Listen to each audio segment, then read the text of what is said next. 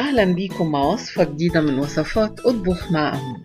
النهاردة هنعمل مع بعض الرز المصري بالشعرية. هنحط حلة على النار ونحط فيها 3 معالق زبدة أو سمنة ونحط كوباية شعرية.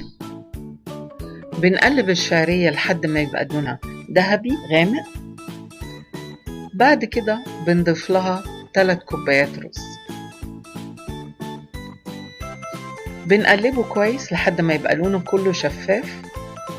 بنحط بعد كده 3 كوبايات ونص مية وبنقلبه، وبنحط معلقة ونص ملح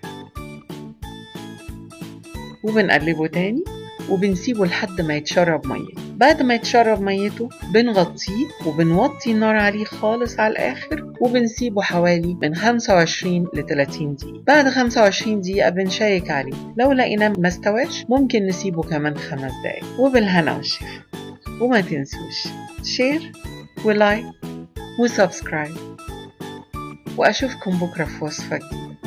باي.